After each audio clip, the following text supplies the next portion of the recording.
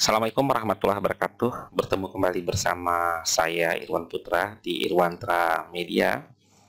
Saudara dan sahabat semua, beberapa waktu yang lalu seniman pikat Wieda dan Devi Matahari menggelar pentas seni di Yubi Cafe Brawijaya, Malang, Jawa Timur.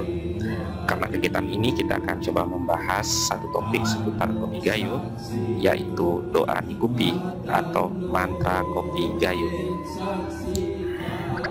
Kembali ke sejarah masa lalu, suatu kebetulan Marco Polo mendapati sejumlah warga menikmati minuman berwarna hitam pada tahun 1292. Semula minuman itu diduga bir hitam, namun setelah diperhatikan ternyata bukan bir, melainkan kopi.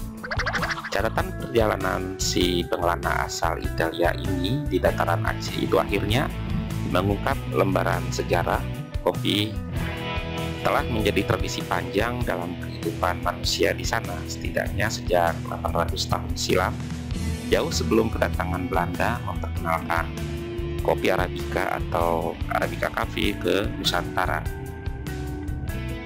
Namun temuan Marco Polo yang tertuang dalam buku Dada Maksa itu melekat dalam sejarah kopi gayo. Kopi bahkan menjadi tumpuan hidup orang gayo di masa kini, tentu juga di masa lalu. Mereka lahir dan besar dari kopi, menempuh hingga pendidikan tinggi, dan sampai beribadah ke tanah suci sebagian besar dari hasil pertanian kopi. Kehidupan yang terbangun begitu erat menempatkan kopi sebagai napas hidup bagi orang gayo. Bagi orang gayo, kopi berarti peningkatan taraf hidup dan kelangsungan penghidupan. Adapun kebun kopi adalah permata tabungan seumur hidup mereka. Meski panen raya telah berakhir, tanaman kopi berbuah hampir sepanjang tahun.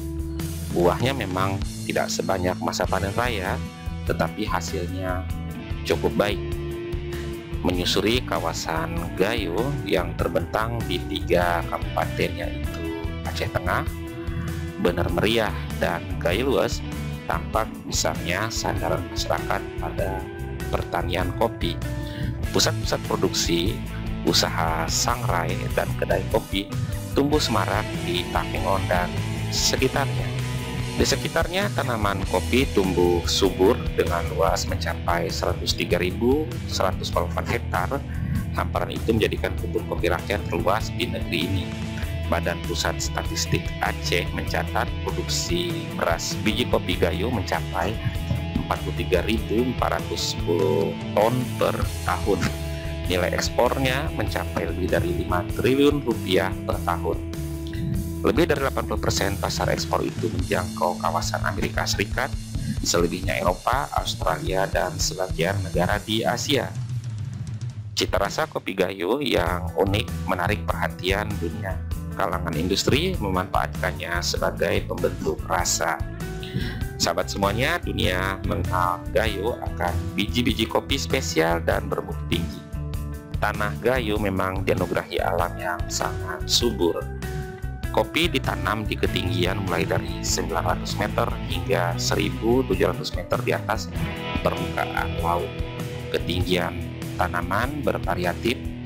Kondisi itu menghasilkan aroma dan cita rasa istimewa.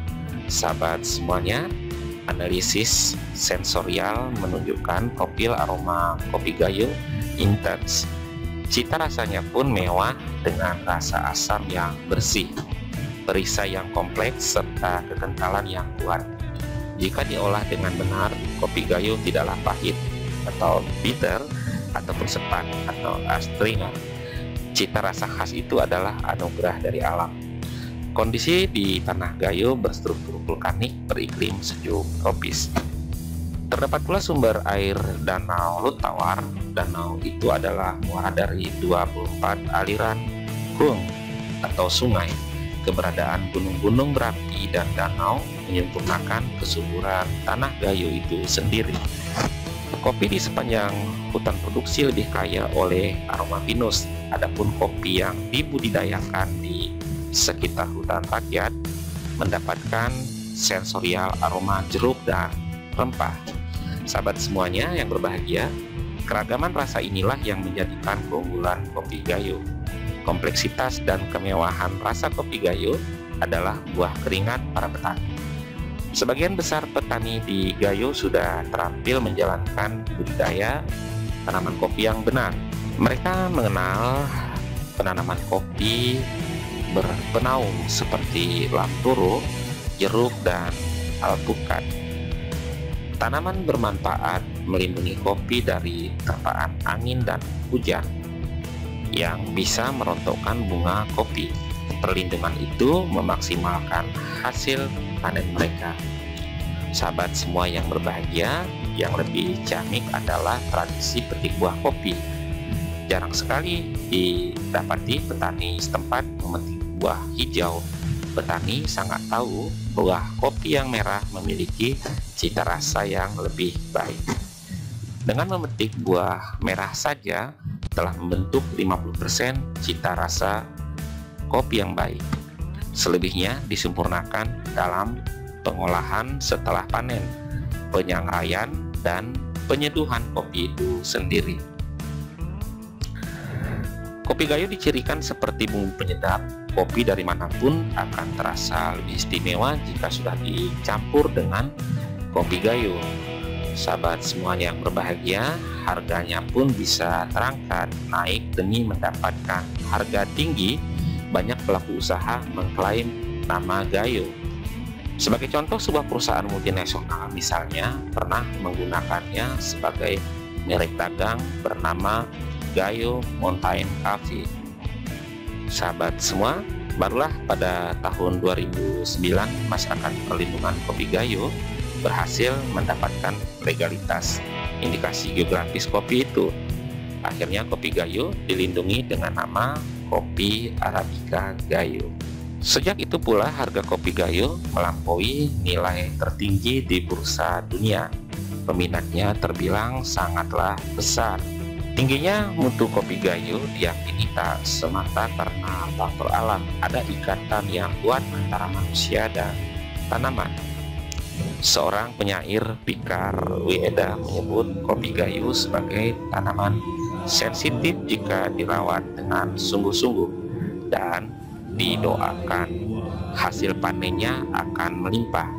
Ada ikatan yang kuat antara batin manusia dengan kopi. Ketika menanam ataupun memetik hasilnya, orang Gayo sering bersenandung dan berdoa untuk tanamannya. Katanya suatu ketika ia mendengar seorang petani bersenandung kepada tanamannya yang sedang berbunga. Sairnya berbunyi, "Wahai Sengkewe, kunikahkan engkau dengan angin, air walimu, tanah saksimu, matahari saksi palamu. Rimbunlah daun, maraklah buah, kuatlah akar, tegaplah batang, jauhkan penyakit, bangkitlah semangat." Pikar meyakini raja hubungan petani dan tanaman kopi ketika mereka membisikkan doa. Tanaman mendengarnya. Mereka yakin hasil buah akan semakin baik. Para penyair tradisi tutur didong pun menciptakan syair-syair kopi. Salah satu syair lengkap dibuat mengenai praktik menanam hingga menyeduh kopi. Sebagai cuplikannya, dengarkan kisahku tentang kopi. Diriwayatkan sejak dahulu, menanam kopi begini, lalu kopi pun tumbuh cabang. Dihembus angin bergoyang, hati pun senang. Begini hai panjang cabangnya, lalu kopi pun berbunga. Mulai dekat dengan hasil, sungguh tak terduga. Begini hai mekar bunganya, lalu kopi pun berbuah hijau. Yang menanam mulai berangan-angan, telah sempurna. Hingga kini tidak ada catatan sejarah yang menyebutkan asal-muasal kopi Gayo. Cerita yang beredar, kopi Gayo dibawa oleh kolonial Belanda. Namun hal itu dibantah dalam sejumlah catatan sejarah.